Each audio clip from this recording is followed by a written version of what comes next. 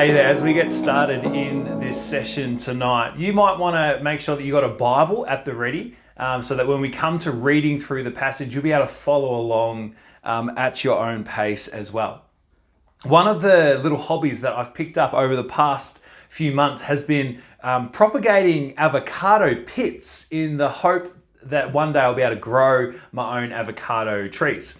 I stumbled across an Insta story where this guy outlined a speedy method of getting avocado pits to sprout by wrapping them in paper towel and then putting them in a Ziploc bag for a couple of weeks to kickstart the process. And then when the pit begins to sprout, when some roots emerge, you unwrap it and then you place the root in a jar of water where the hope is that it grows into a beautiful houseplant. Now, he makes this promise that in only a few months, this simple pit will have transformed into an Insta-worthy houseplant to bring nature into the home environment. And now I have to show you a picture of what things could look like because I don't have a here's one I prepared earlier example. I've been going at this for over 4 months and this is the furthest that I've gotten along. But I'm believing in hope that in the future, maybe in 10 years' time, this little sucker will begin to fruit and produce my own free supply of avocados. I kind of dream and imagine that it'll be like having your own lemon tree, you know, where there's so much excess fruit that you just give it away to friends and family. But this time it'll be with produce that is much more hipster and valuable to millennials. One of the things that I'm fast learning when it comes to propagating plants is that growth and transformation and the promise of fruit in the future takes a really long time. It's a process where factors like proper watering, a life-nurturing environment, and protection from mold work to develop something that is so simple as a seed, ultimately to achieve its creative potential. But the undeniable reality is that this process takes time. Sure, there can be environments that act like an incubator that encourage the growth process, but the process still takes time. You know, it's no wonder that the spiritual life of a Christian is often described using the imagery of nature, especially plants and trees. Whether it's plant growth being symbolic for spiritual growth in the book of Hosea in the Old Testament, or it's the imagery of abiding in the vine in John 15, or even the parable of the sower that's found in Matthew, Mark, and Luke, the trajectory and ultimate outcome of someone's spiritual life is often symbolized through the examples of nature.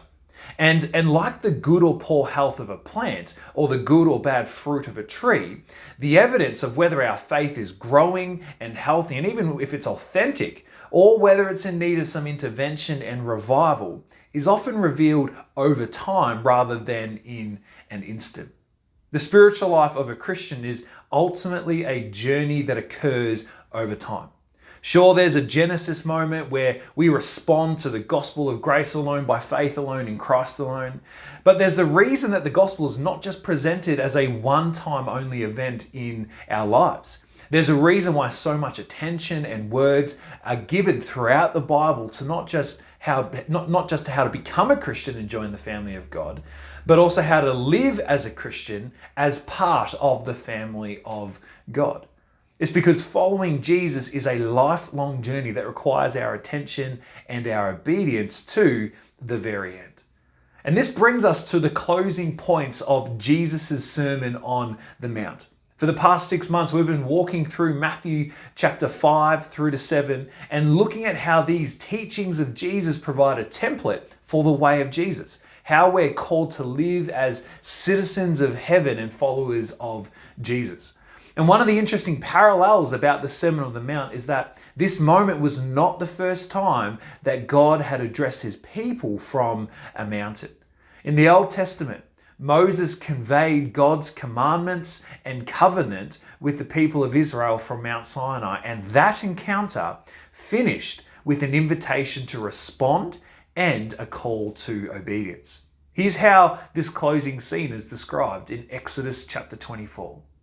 When Moses went and told the people all the Lord's words and laws, they responded with one voice. Everything that the Lord has said, we will do. That's how the Israelites responded then. And Jesus, in bringing to a conclusion the Sermon on the Mount, is setting up a similar scenario for people to respond as well. After everything that he has said throughout his time, addressing the crowds and his disciples and the religious leaders of the day, Jesus rounds out the Sermon on the Mount with an invitation to respond and a call to obedience. And he does this in three ways: through the imagery of paths and gates, a warning about those who appear obedient but aren't in reality, and a case study on wise and foolish builders. It's a triple conclusion to emphasize a very important reality for us all. So let's unpack each of these three things that Jesus says before we land with the way in which we can respond. If you've got your Bibles, let's flick on through to Matthew chapter 7, beginning in verse 13, so that you can track along through with this passage. Here's the beginning of Jesus' ending to the Sermon on the Mount. Enter through the narrow gate, for wide is the gate and broad is the road that leads to destruction, and many enter through it. But small is the gate and narrow the road that leads to life, and only a few find it. This opening conclusion, it provides a metaphor for the Christian life. Jesus is the narrow gate, and the only way through which people can respond to the invitation to the kingdom of heaven and a renewed relationship with God. It's a narrow gate because Jesus is the only way to God and the life found with God. And it's a narrow road because it's only through following Jesus, the way of Jesus, or the lifelong journey of being his disciple, that leads us to the life and experiencing the life that we were ultimately made for. The confronting implication of this metaphor, though, is that the way of Jesus will not always be comfortable or popular or immediately rewarding in the present. Following Jesus requires resilience, and he does not promise an easy life, but he does give us the promise of his presence to lead us through our lives. The narrow gate and the narrow road raised the question for the crowds who first heard these words, and it raises a question for us in this moment as well. What road is my life currently heading along? Is it keeping in step with Jesus, or is it following perhaps in the footsteps of popular opinion, a popular person, or a popular value of our current society? What road is my life currently heading along? Next up, Jesus gives us a warning about those who appear obedient but really aren't. We'll be picking up again in Matthew chapter 7, beginning in verse 15. These are the words of Jesus. Watch out for false prophets. They come to you in sheep's clothing, but inwardly they are ferocious wolves. By their fruit you will recognize them. Do people pick grapes from thorn bushes or figs from thistles? Likewise, every good tree bears good fruit, but a bad tree bears bad fruit. A good tree cannot bear bad fruit, and a bad tree cannot bear good fruit. Every tree that does not bear good fruit is cut down and thrown into the fire. Thus, by their fruit, you will recognize them. With these words, Jesus turns the microscope first onto religious leaders, and then in a few verses' time onto anyone who makes the claim to be a Christian. He compares people to trees and notes that the fruit a tree produces is ultimately determined by the identity of that tree. And so the authenticity of a Christian, whether as a leader or as a disciple, is ultimately determined by the fruit or lack thereof in their life. The big idea of this section is that you can discern a lot about a person by their fruit because it reveals the extent to which their lives are being transformed by God. But there's also a troubling part of this section that we need to acknowledge, because Jesus continues with these sobering words in verse 21. Not everyone who says to me, Lord, Lord, will enter the kingdom of heaven, but only the one who does the will of my Father who is in heaven. Many will say to me on that day, Lord, Lord, did we not prophesy in your name, and in your name drive out demons, and in your name perform many miracles? Then I will tell them plainly, I never knew you. Away from me, you evil doers.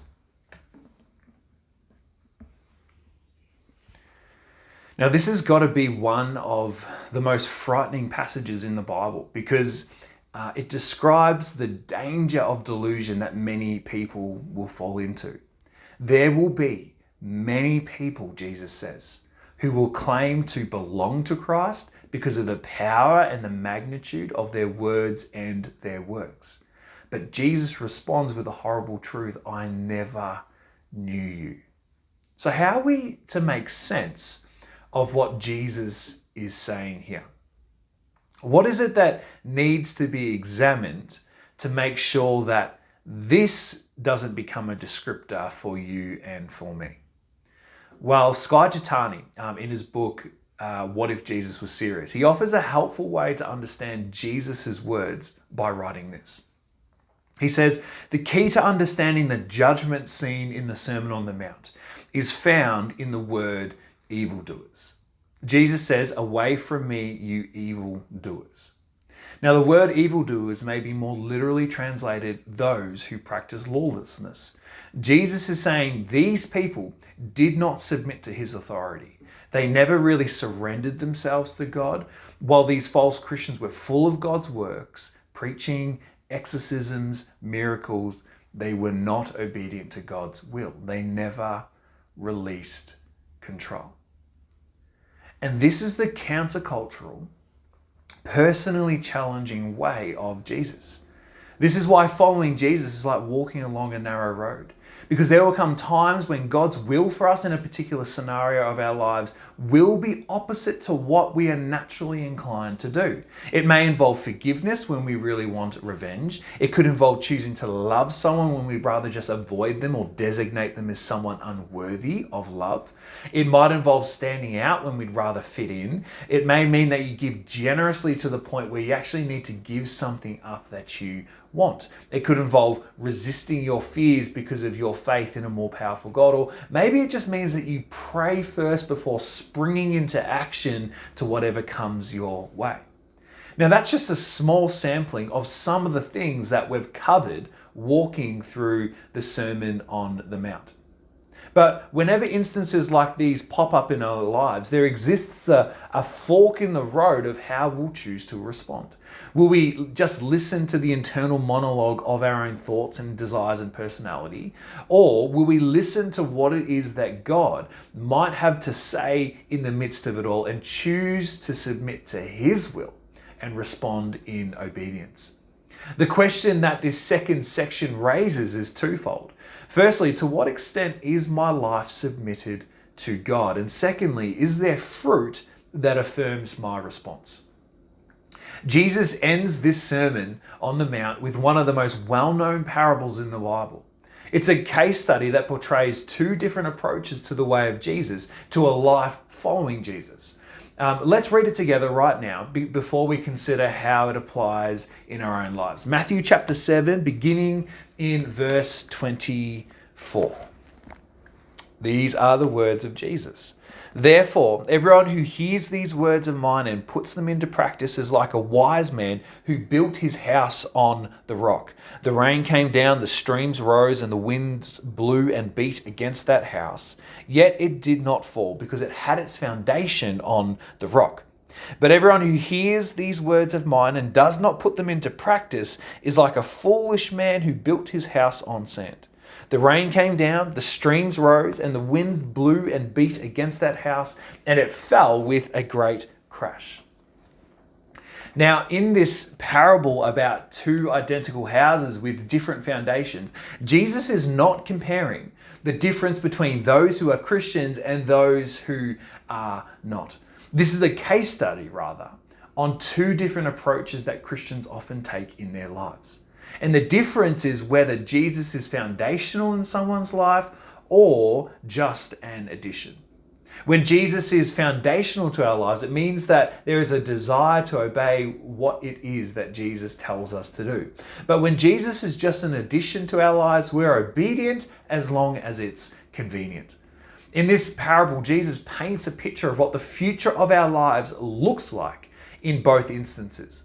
When the storms of life come our way, those whose foundation is built upon a resilient commitment to keep following Jesus will endure. But for those for whom Jesus is merely just an addition to their lives, they will forever be vulnerable to the destructive effects of living in a broken world. The question that this section raises is this: are you building your life with Jesus as the foundation or Jesus as an addition? You know, one of the opportunities that I think has really emerged out of this year has been how our young adult community has been tested with regards to our resilience. As young adults, it can be really easy to focus on our passion for following Jesus, but to not pay attention to the opportunities in the storms of life to build resilience in our faith. And let's be honest, even within society, young adults don't have the greatest reputation for being resilient. But I've been so proud and thankful for us as a community because although none of us have done this year perfectly, together we've kept some of the big priorities in our life front and center. It's been really encouraging to see your faces on tiny little squares on a Wednesday night, week in and week out. That's resilience on display. It's been exciting to hear how so many of you have been regularly connecting with each other on a Sunday for church and for social hangouts. That's resilience on display. It's been rewarding to hear how many of you have continued to serve and invest in the lives of others, whether it's at Fuel, within our own young adult community, delivering meals to people, or simply the act of continuing to include others who are on the margins or maybe who have drifted from our community over this past year. That is resilience on display. And it's been really fascinating to hear how so many of you have grown or developed in your faith this year, often in ways that none of us would have expected or naturally desired. Some of you have begun reading the Bible more. Some of you have been trying different ways to pray. And some of you have kept at some of the practices of discipleship in your life this year, even though they haven't been as rewarding or easy or maybe as impactful as they have in years gone by. That is resilience on display. And I'm thanking Jesus for all of these instances of fruit, signs of growth and evidence of resilience that's on display in our lives. The question, though, is how are we going to go tomorrow? And how are we going to go into this summer? And how are we going to go into next year? Because resilience relies on our continued obedience to following Jesus in our lives. To follow Jesus when life is enjoyable and when life is challenging relies not upon the circumstances of our life, but rather who we view Jesus to be. And the Sermon on the Mount finishes with a really interesting observation about how the crowd responds to Jesus' words, including these confronting conclusions that we've just looked at tonight. Here's how Matthew describes their response. When Jesus had finished these things, the crowds were amazed at his teaching because he taught as one who had authority and not as their teachers of the law. The crowds detected that there was something different about Jesus. He spoke with authority as if he was God himself. And the question that the crowd had to consider for themselves was, who did they believe Jesus to be? C.S. Lewis, in his book Mere Christianity, he drew three conclusions. Jesus was either a liar, and so he spoke with the authority of God even though he knew that he wasn't God. Or Jesus was a lunatic. He spoke with the authority of God and truly believed it, but he wasn't God. Or Jesus is Lord. He spoke with the authority of God because he is God. And this is a question that we need to answer for ourselves as well. Because if Jesus was a lie, then we should reject what he says in the Sermon on the Mount because it's false. If Jesus was a lunatic, then we should reject what he says in the Sermon on the Mount because it's misguided. It's the ravings of a lunatic. But if Jesus is Lord, then what he says on the Sermon on the Mount, he says with an authority that calls us to obey? And this leads us to a last question for us all tonight. Who do you say Jesus is? And how are you going to respond to what you sense Jesus is saying to you? How you respond to this first question will inform the second question. Who do you say Jesus is, and how are you going to respond to what you sense Jesus is saying to you? But how you respond to the second question will be contextualized to whatever it is that is going on in your life in this current moment. Who do you say Jesus is? And how are you going to respond to what you sense Jesus is saying to you in this moment? Our obedience in response to these questions will not just impact our lives in the present, they'll also influence the trajectory, the fruit, and the ultimate destiny of our future. So what does obedience look like for you at this moment?